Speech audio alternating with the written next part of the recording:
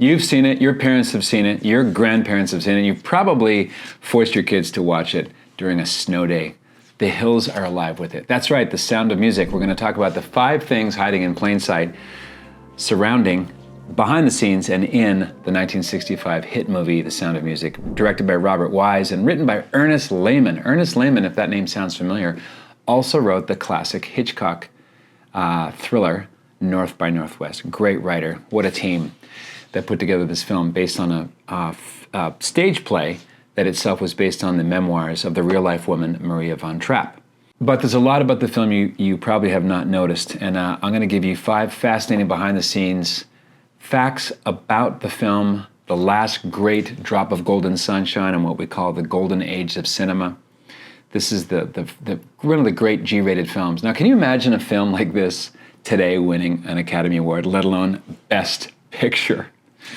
Different time, different culture. So I have a special fact number 5 that's going to be of particular interest to fans of Gwen Stefani. So watch out for number 5 at the end of this video.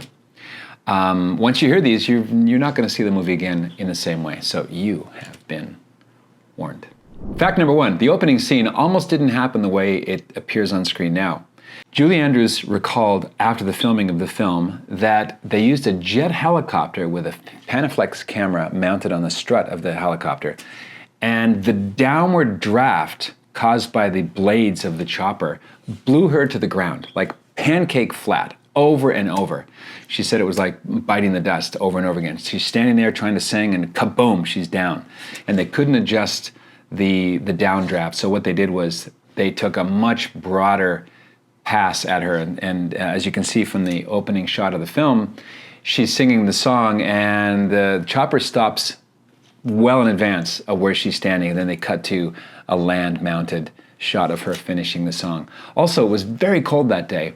The crew reports that this is a cold late spring morning in the Alps in 1964 when they filmed it, and so Julie Andrews is literally singing through chattering teeth. If you're watching carefully, you can see a little bit of her breath because of how cold the air was that morning.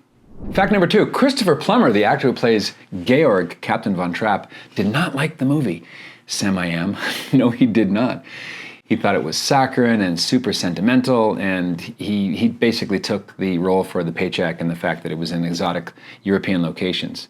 He called it The Sound of Mucus, and this view did soften over the years, and he realized this is the movie that really put him on the map, and he was genuinely happy with the technical excellence that went into making such a film that ended up bringing so much joy to so many millions and millions of people, and 3 generations going on now. But still, at the end, near the end of his life, he still referred to it as The Sound of Mucus to his friends.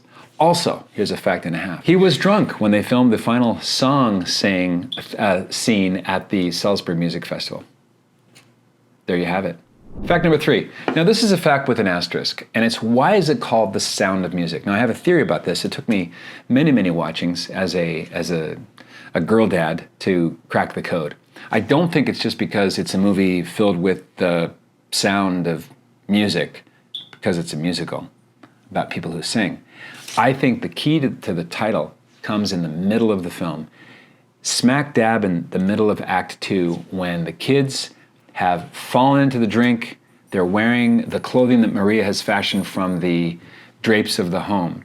Now, this scene is very instructive because it's from this reaction of Captain von Trapp, the anger that he expresses toward Maria because she's tampered with these sacred drapes.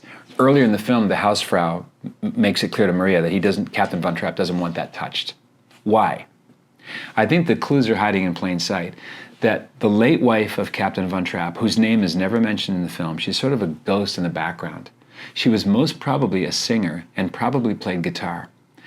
And the fact that she died made something inside Captain von Trapp die as well. That's why he imposes the naval whistle, and all the military stuff. The kids are forced into these militaristic straitjackets, and that's what that argument is about. Just before he fires her, Maria's dripping wet, and Captain von Trapp does not like his fatherhood discussed in front of the Baroness, who quickly gets out of Dodge and goes upstairs. So the kids are upstairs, the Baroness is upstairs, and he says, "You will pack your bags and go back to the Abbey." So he fires her. Then we hear The Sound of Music. He says, what's that? And Maria, now kind of traumatized because she's just been fired, says, it's singing. I know, who? The children. And that's when Captain Von Trapp goes upstairs. There are his children singing like angels, the title song, although in a different rendition, for the Baroness, The Sound of Music.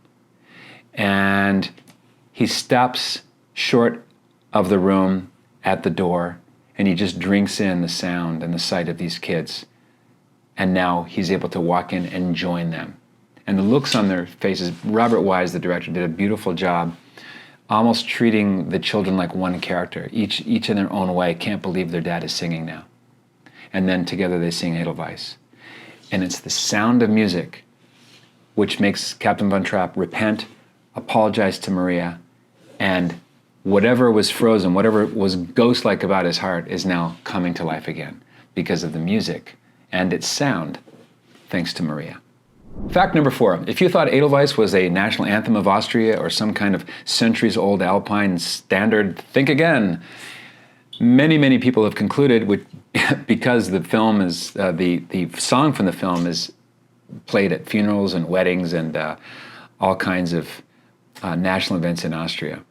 But it was the last song that Oscar Hammerstein wrote before he died. That was their swan song together as a famous duo of writing music and lyrics.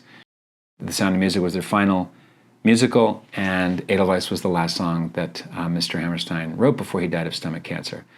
So, not bad for something written in New York about a Hollywood musical. Fact number 5. This is an idea. Remake The Sound of Music with a late vocation Maria who has an edgy past, and you cast Gwen Stefani as Maria and her husband Blake Shelton as Captain Von Trapp. Think about this one.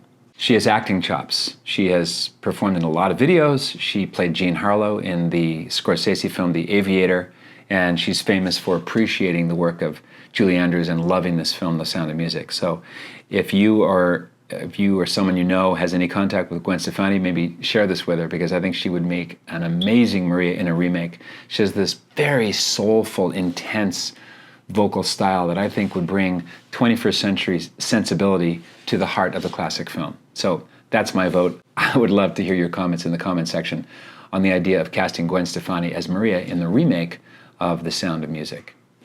So that's it. If you love movies and great books, and if you love growing in your faith, you might love also the True North movement. Click the link, patrickcoffin.media. We talk about all the things under the sun that matter in this life and the life to come. We can't do this alone, folks. We need community. And the True North movement features people from over 20 countries. Most of them are Catholic. You don't have to be Catholic to join. You just have to know the difference between magnetic North, which is all the fakery, all the distraction, all of the faux authentic sources of distraction, from True North, which is really ultimately a symbol of heaven, our true home. So like and subscribe, hit the notification bell, have the content come to you.